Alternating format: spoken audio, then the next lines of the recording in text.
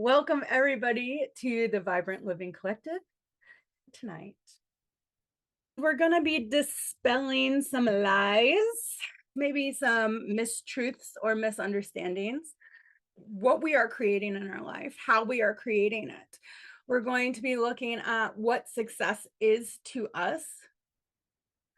We're going to be looking at some things in the spiritual community, the healing community, in the manifesting world, are taught in a way that are not 100% true.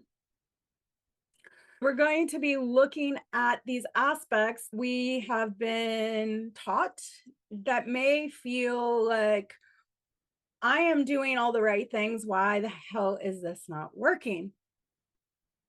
Who feels they can align with that? Who feels before their journey, things were easier to bring into your life?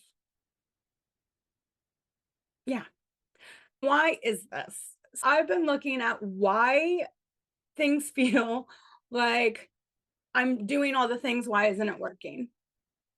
This is not just for people that have been on the path. This is for people who just feel, why are things not moving the way I want them to be moving? Why do things feel harder than they should be? Why does it feel I'm doing all the right things and it's just not showing up in the way I feel it should? Part of what I've been looking at and what's been coming to me is this aspect of anger and rage. When we go into the healing aspect or on a spiritual journey, a lot of times we are shamed for anger and rage. It becomes this aspect of be grateful. Be grateful for your past, learn the lesson. Don't be an angry person. Don't have these feelings. This aspect of denial that we feel angry, denial that we're disappointed, denial we have this actual rage or frustration within us, and then we're avoiding it. You can't manifest or you can't create something from lack. You can't create it from this negative energy. How many people start healing from a place of anger? How many people start when their life blows up or they've just hit a point of, I cannot take it anymore? There's nothing wrong with that. The problem is when we start believing if we go there, we won't receive what we want. Then we keep ourselves in a denial loop. We keep ourselves pretending like we're not disappointed, pretending like we're not upset, pretending like we're not angry because we're supposed to be grateful. We're supposed to be this. What happens is because we're in this place, we don't look at things until we're at another breaking point. We don't actually look at things until we've hit another bottom, because we've been lying to ourselves the whole time that it's not as bad as it feels or looks. We're actually in a denial state, which is the same state that most of us were in before we even came on the journey. It's not that bad. I'm happy. Does anyone resonate with that? Can anyone see where you are in that right now? In an area of life. It doesn't have to be your whole life. It doesn't have to be every area of your life. In an area where, why is this not working? But I can't be angry. I have to be grateful. Is anyone familiar? Yes, yes. Because it's this place of, if I recognize it, I'm building from lack. I'm building from anger. I'm not creating from a great place, but then it's a denial. When we look at anger, anger is neither right or wrong, good or bad. It just is. When we use anger the way it is meant to be used as a messenger, as another messenger, which we talked about listening to our messages from our body, when we look at it as a messenger, then we can move forward because the anger is an aspect of something. Anger can play many aspects. One way is letting us know something is not right, something is not sitting right. And when we acknowledge that, when we acknowledge, I've had enough, I'm done, I'm not putting up with this anymore, whether it's a person's behavior, whether it's something in your life, when we allow ourselves to be angry, it fuels change.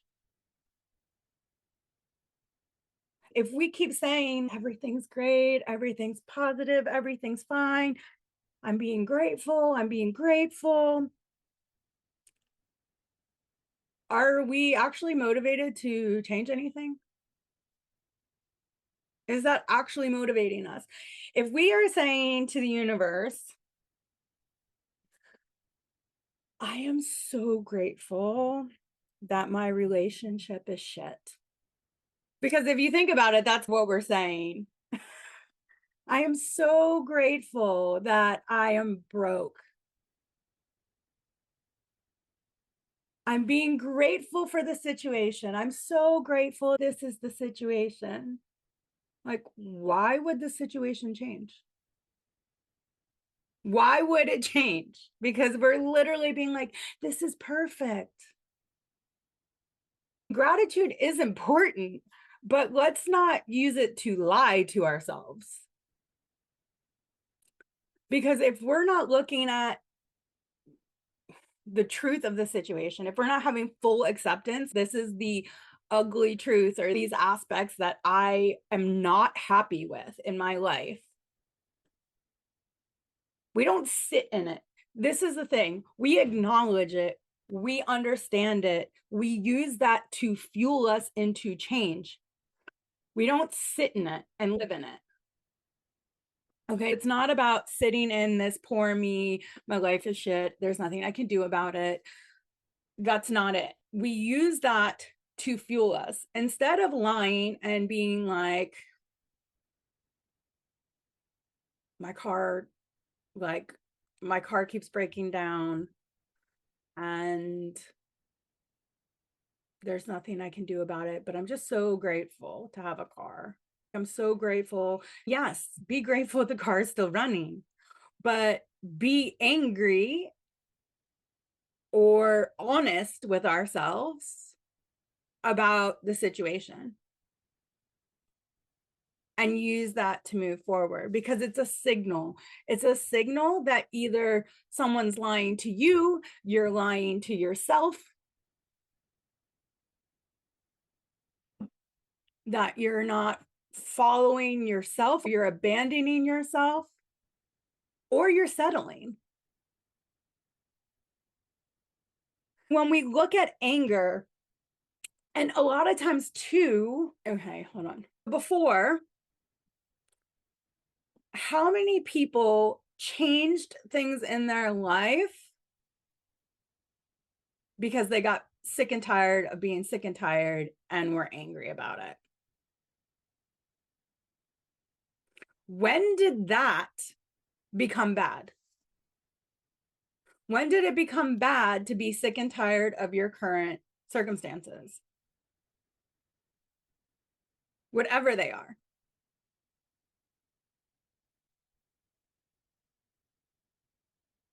There's nothing wrong with that. We use that as our initial shift, right? And then we look at what happens over time is I'm being grateful. Everyone told me this is what I need to do. I need to be grateful and I need to call in more. And then we're like, but this is the situation and I'm not allowed to be angry about it. So I have to be grateful. Then we get disappointed. It's not shifting. It's not shifting. And that cracks and chips away at our belief and our knowing that we can change the situation. knowing we can change it, knowing that we can do it, knowing that we can have it, be it. Because then we're like, oh, but I have to be grateful. Our belief is shifting. We stop believing it's possible. We stop believing we can have it. Or it feels, I know I can have it, but it's way down the line.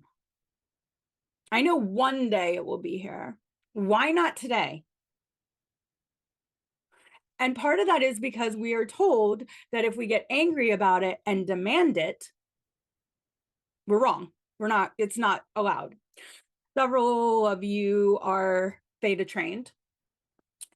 When we go into theta and we're working on someone, we command something to be done. And then when we're making our dreams, we're like, can you please? I'm really grateful and thankful. So can you please give it to me? But everywhere else, we're commanding. Those are completely different energies. Who is using, for the people who are theta trained or trained in anything else, who is using the same energy you use to command things in a healing in the way you are making decisions in your life through your healing? Completely different. When I think of commanding, if you are not familiar with this, please look it up afterwards. But if you are familiar with the Maori in New Zealand, when they do the haka, that is the energy we should be going with in our life.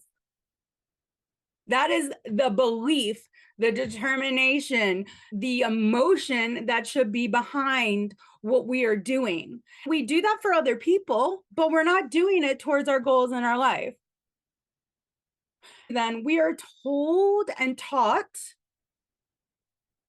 and I am completely guilty of this.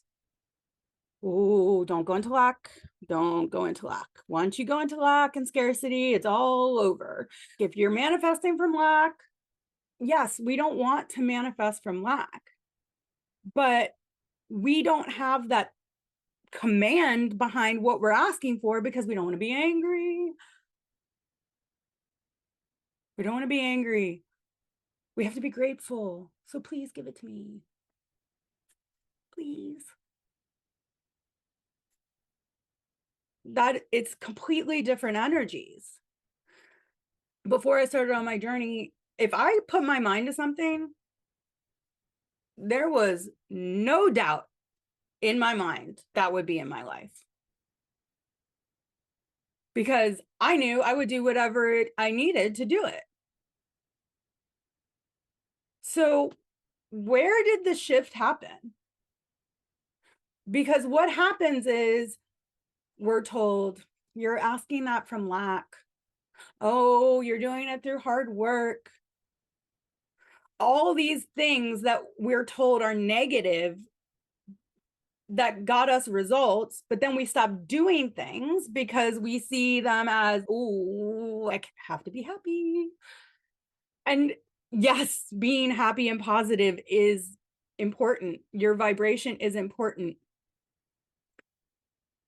But what happens is we shift from lack, because yes, there were things I definitely called into my life out of lack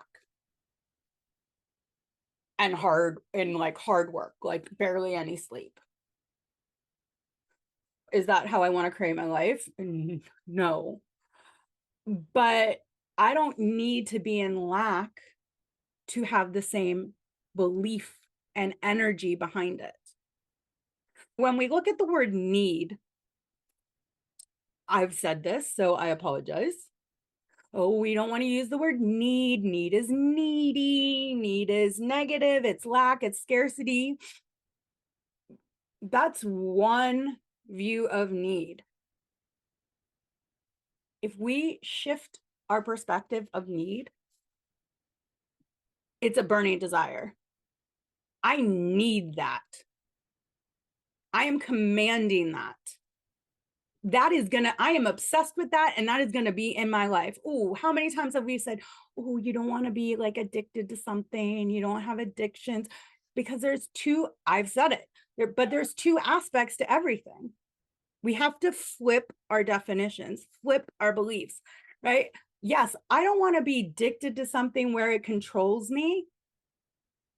I want to be addicted where I control it. I don't want to need something from lack.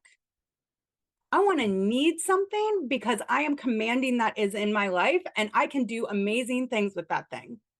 If I don't have it, I don't get to do it. So I need it. If I don't get it, I'm not going to die. But it's completely different energy than a lot of us shift into, which is like being grateful and asking, is this resonating? Does this make sense? When we're looking at need, we're coming in with that hawk energy of, I am commanding this. If you have that much belief and power behind everything you're doing in your life, is there doubt that's going to show up? If you are like, and it's funny because I've started seeing myself like in that energy when I'm doing things like that's coming in. But when we look at that as a burning desire, I want this. Oh, don't use want, it's lack. I desire, don't use desire. Oh, what are we supposed to use? So use need, use command, just shift it. It's not lack. It's not from it controls you. It's I am commanding this and I am bringing this in. Yes, and be grateful for what's coming in, but let's like maybe stop asking. A lot of us, when we do healing work on others, we know if we're like, oh, can you like, do you think this could work? Maybe. We know that's not going to work. Why do we feel we can command a healing? We can command people shift and change their beliefs, and we've proven that we can do it for those of us that do theta healing or that aspect. And we don't believe we can command things to come into our lives. We really need to command what we want in our life and move out of these misunderstandings of what it means to move from trust. Because if we are in, I deserve this, I will achieve this certainty, that's where the certainty comes in. It's from that power behind the need and command. Like in theta healing, we use the command as creator of all that is, it is commanded. And then as we become more and more, wow, the word has escaped me. As we become better at it, we don't even use the command anymore. We just say what needs to be happening and we know it will happen. Why are we not applying those same things to what we are commanding to happen in our life? What we're commanding to come in?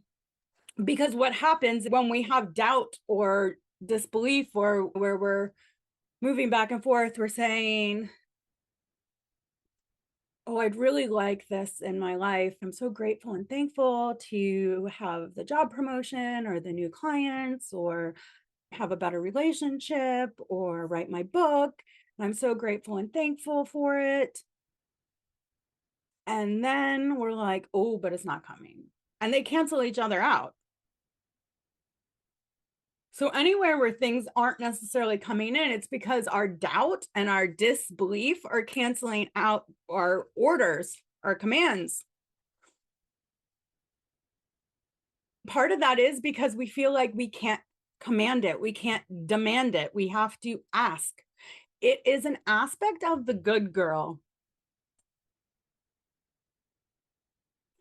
It's an aspect of the good girl. And it plays out if we feel uncomfortable asking for things in our day to day life amongst the people among us,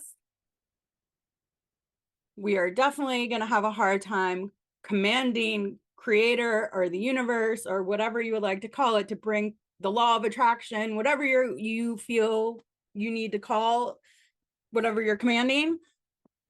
If we can't hold that true in our day to day life with people, how can we demand it of the universe? So we are putting to rest today that good girl. We are putting to rest asking politely for the things we want, whether it's from the people in our lives, whether it's from our friends, our family, or whether it's from the universe and God. Because we're done playing nice. If people perceive us as a witch, a bitch, whatever you would like to call the villain, however that is, that's fine. Because someone will always think that of you.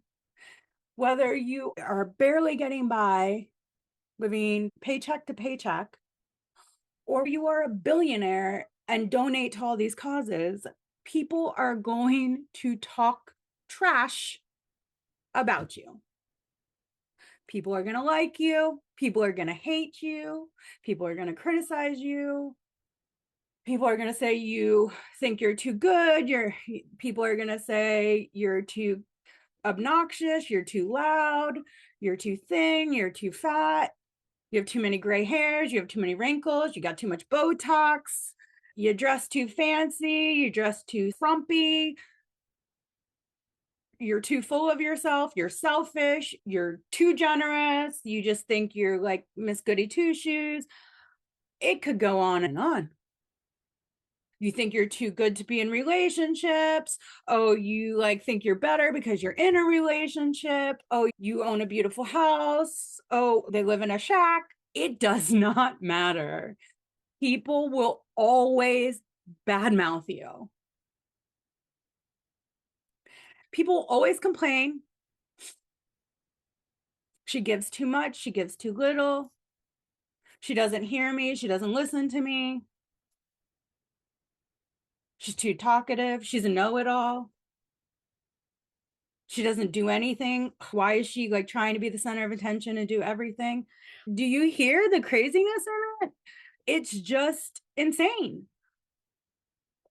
We will never be the answer to everyone's prayer. The only person that can answer your prayers is you. The only person that can give you exactly what you need is you. No one else. When we stop trying to people please and we stop trying to do other things for everybody else, then we get to look at what do we really want? What are we creating in our life? What are we doing? Yes, so we have to not care. It doesn't matter what others think. We have to think of ourselves first. Yes, and it's not thinking of other people. It's just not making other people more important than you. And that's part of the key in this aspect of commanding the life you desire. It's not selfish. And you look at any religion, or they say, ask and you shall be given, but don't ask, command it. This is not something that goes against a belief system. This is not something that it's just, we are no longer, I can't speak for all of you, but we are no longer tolerating asking in a gentle, kind way.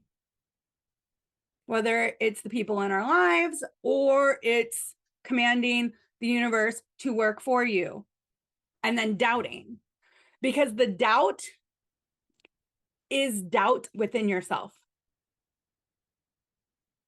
When you approach things from a place of, I am commanding it, I am commanding, I am demanding, the doubt fades. And when it starts coming up, you activate that sacred rage. Now, I'm not talking about running around being a terror. That is not, I'm not talking about blowing up your relationships, yelling at people. I'm talking about the sacred rage within you that is your fire, your passion, your desire, that burning desire, that need, because that's really what it is. So when we say, I need that in my life, I command that in my life,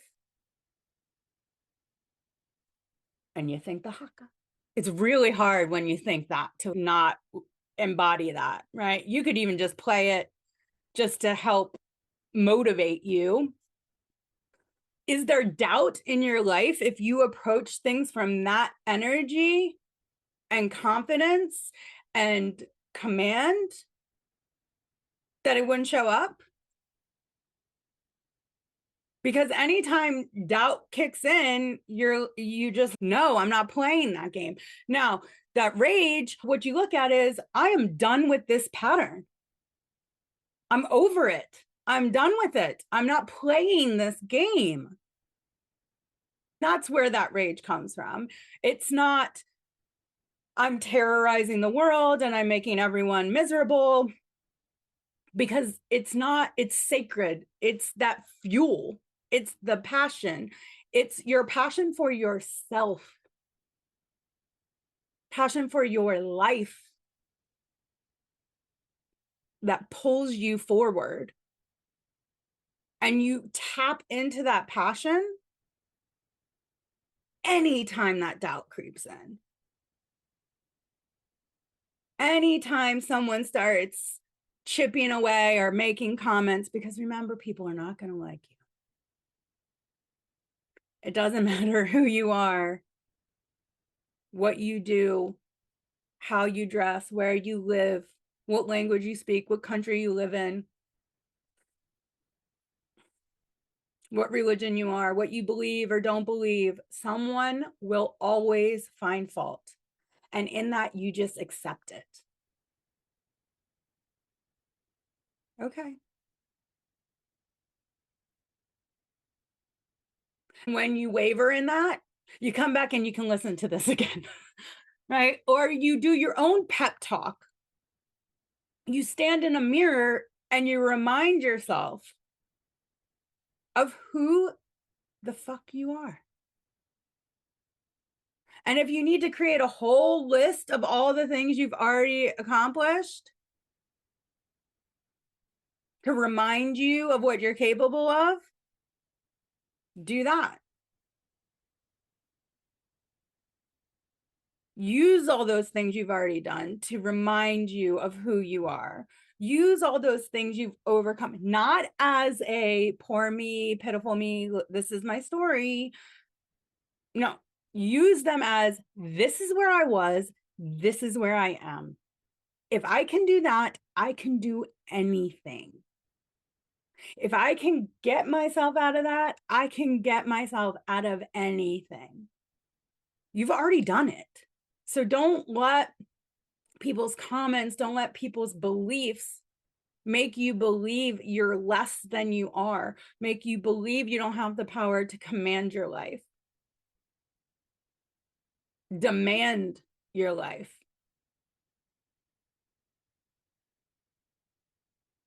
This is a balance between the masculine and the feminine. This is more masculine. The receiving is the feminine. This is another lie. that we've bought amongst all the things that you have to be in your, yes, the feminine work is so important. It heals a lot. But if you're so in your feminine that you can't command things, there's going to be not a lot to receive. Or you're receiving what you don't want because you're trying to be in your feminine and you don't want to command it. That's another thing that a lot of us have bought throughout our journeys is that, oh, you don't want to be in your masculine. Oh, the masculine is bad. You need both. You can't run anything in your life without both. We all have both. You need both. So tap into that masculine, stop being afraid of being masculine in that, and command it. Then, as it's coming in, you get to receive it as the feminine.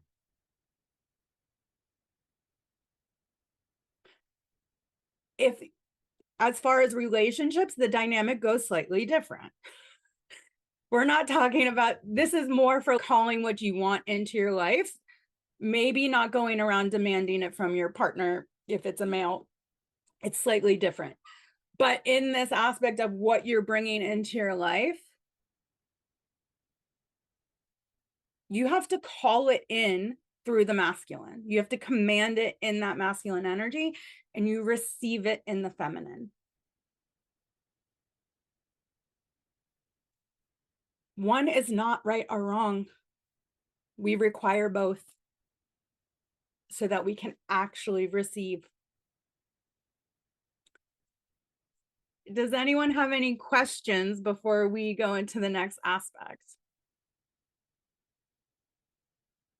No questions? Okay. When we look at what we do want to bring into our lives, what we look at as success, success looks different in every area of our life. And just like I was saying, with a relationship as women, in the majority of our relationships, because there are no men here right now, typically one person represents the masculine and one person represents the feminine. When we look at that relationship wise, the success and the balance is different than when we're commanding things in business, when we're commanding things in those aspects, because when we're in business is masculine. Then you receive and you hold it. You need a masculine container to hold. In a relationship, the masculine holds the feminine, the safety, the security in this ideal world. The safety and the security comes from the masculine and the feminine receives. In a business or career, as a woman, you are required to do both, especially if it is your own business. Even as a mother, you are required to do both. If you look at all the things that a mother does, they are holding space. They are that aspect, right? The masculine holds the space for the feminine to create. Anywhere there is no masculine aspect, it is required, if we are talking about your business, your career, for someone to hold that space. If there's no one to do it, you have to do it. Right? When we're creating in our life, we command it, we receive it. Does all of this make sense? When we're looking at what does success look like and feel like in your life, I invite you, we're not going to do it now because otherwise I will keep you forever. And I am working on being more on in my masculine and keeping time. Then we want to look at, if you look at your business,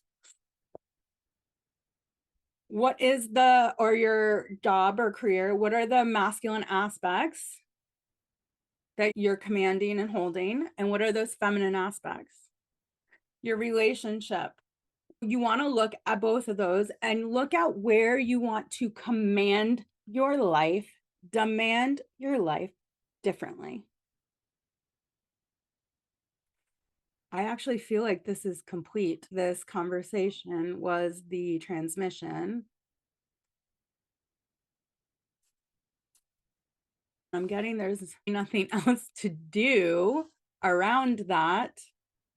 Does everyone feel complete? Okay, if you're mostly in your masculine, thank you for that comment, because if you're mostly in your masculine most of the time, in order to fully receive, you have to be able to move into your feminine, because the masculine is the go, go, go, go, go command.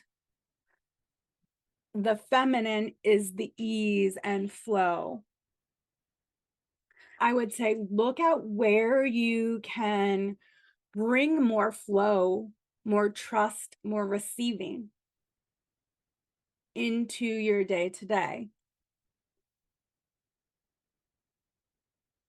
Okay, actually, let's do this.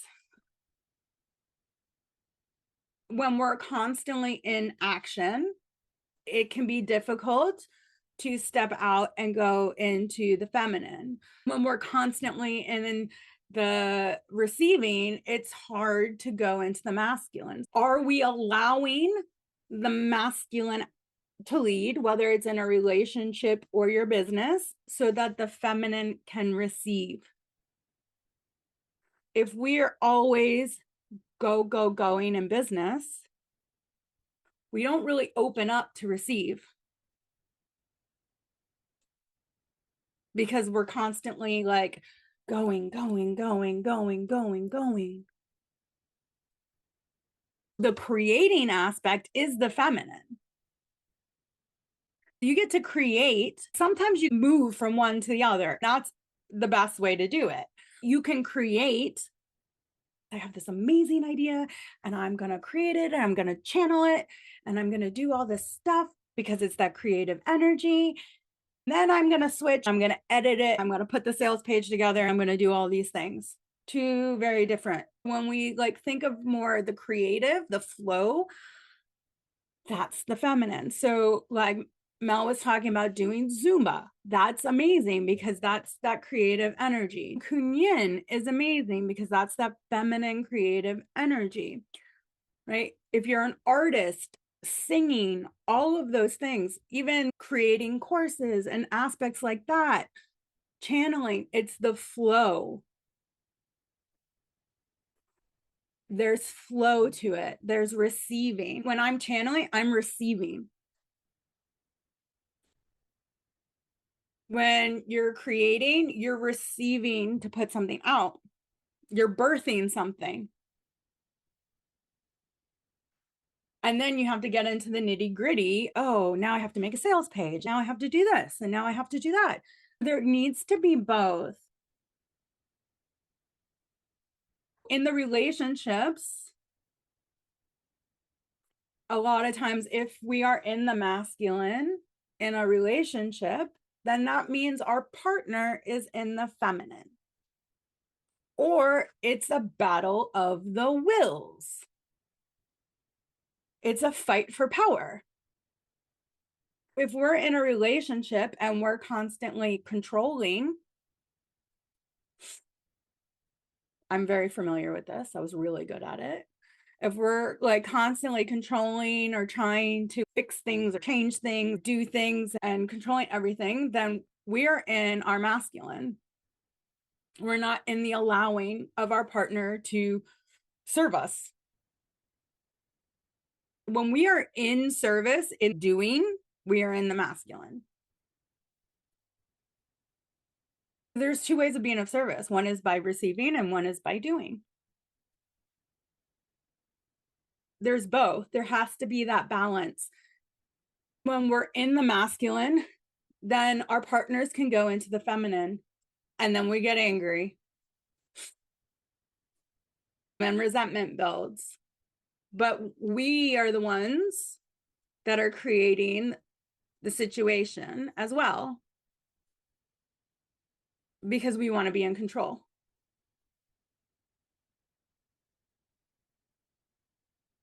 When we want to be in control of a situation, then we are moving mostly from that masculine energy and not that feminine.